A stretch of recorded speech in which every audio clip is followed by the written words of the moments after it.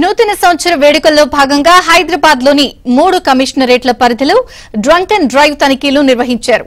మద్యం సేవించి వాహనాలు నడుపుతున్న వారికి బ్రీత్ ఎనలైజర్ టెస్ట్ చేశారు. వాహనాలను సీజ్ చేశారు. పోలీసులు కళ్లుగప్పి తప్పించుకుని పోతున్న మందుబాబులను పోలీసులు పట్టేశారు.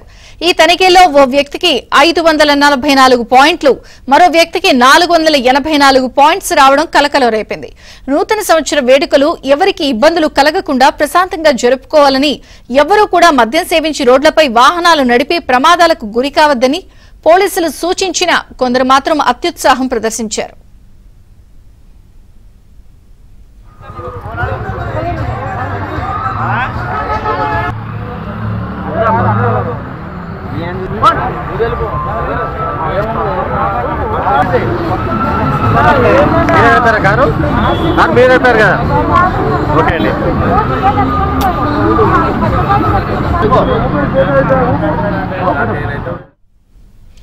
ఇక న్యూ ఇయర్ వేడుకల్లో భాగంగా హైదరాబాద్ లో ఎక్కడికక్కడ డ్రంక్ అండ్ డ్రైవ్ కూడా నిర్వహించారు.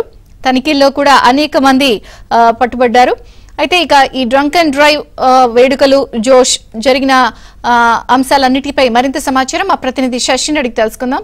శశి, భారీగా డ్రంక్ అండ్ డ్రైవ్ కేసులు నమోదయ్యాయని సమాచారం, వివరాలేంటి?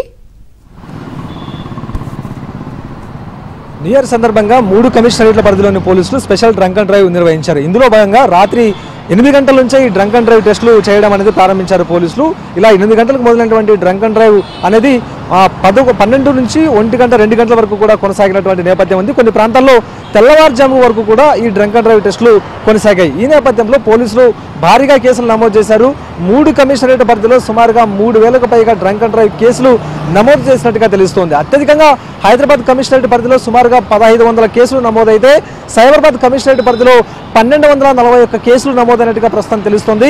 ఇక రాచకొండలో కూడా దాదాపు 1000 వరకు కూడా కేసులు నమోదైనట్టుగా ప్రస్తుతం అందుతున్నటువంటి సమాచారం. సైబరాబాద్ కమిషనరేట్ పరిధిలో ఎక్కువగా మియాపూర్ పోలీస్ స్టేషన్ పరిధిలో కేసులు ఎక్కువగా నమోదయ్యాయి.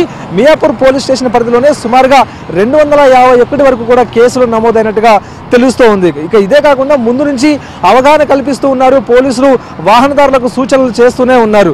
డ్రంక్ అండ్ డ్రైవ్ నిర్వహిస్తూ ఉంటాం, డ్రంక్ అండ్ డ్రైవ్లో పట్టుబడితే వాహనాలు జప్తు చేయడంతో పాటు ఖచ్చితంగా 10,000 రూపాయల జరిమానా విధించడంతో పాటు 6 నెలల జైలు శిక్ష విధించేటటువంటి అవకాశం ఉంటుంది. కాబట్టి అప్రమత్తంగా ఉండాలంటూ వాహనదారులకు పోలీసులు పలు విజ్ఞప్తులు చేసినప్పటికీ కూడాను న్యూ ఇయర్ సందర్భంగా సంబరాలు ముగించుకుని వస్తూ మద్యం సేవించి రోడ్ల మీదకి మాత్రం వచ్చారంటూ చెప్పుకోవాలి. ఇక ఇదే కాకుండా సైబరాబాద్ కమిషనరేట్ పరిధిలో పట్టుబడినటువంటి వారిలో 1239 మంది పురుషులుంటే 2 మహిళలు కూడాను ఈ డ్రంక్ అండ్ డ్రైవ్లో పట్టుబడ్డారు.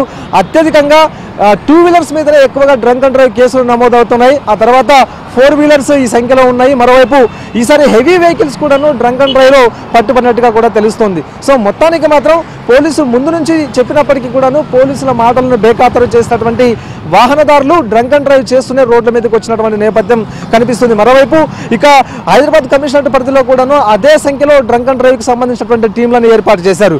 ప్రతి జోన్ల వారిగా ఒక్కొక్క జోన్లో 100 వరకు కూడా టీంలను ఏర్పాటు చేసి ఆ టీంలు ప్రత్యేకంగానే ఈ యొక్క డ్రంక్ అండ్ డ్రైవ్ కోసం వినియోగించారు. ఇదే కాకుండాను డ్రగ్ డిటెక్షన్ టెస్టులు కూడా ఈసారి ప్రత్యేకంగా నిర్వహించారు.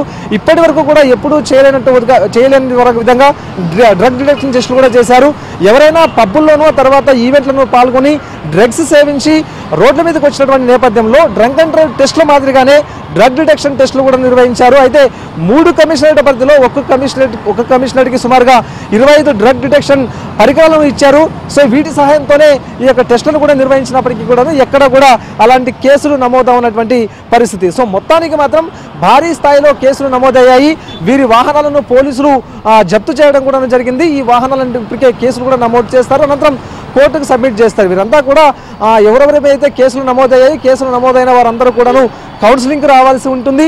కౌన్సిలింగ్ అనంతరం కోర్టులో వీరు వాహనాలను జప్తు చేసిన వాహనాలను కోర్టులోనే తిరిగి తీసుకోవాల్సిన అవసరం అయితే ఉంటుంది. సో మొత్తానికి మాత్రం పోలీసులు హెవీగా కేసులు అయితే నమోదు చేశారు. 3 కమిషనరేట్ పరిధిలో 3000కు పైగా కేసులు నమోదయ్యాయి.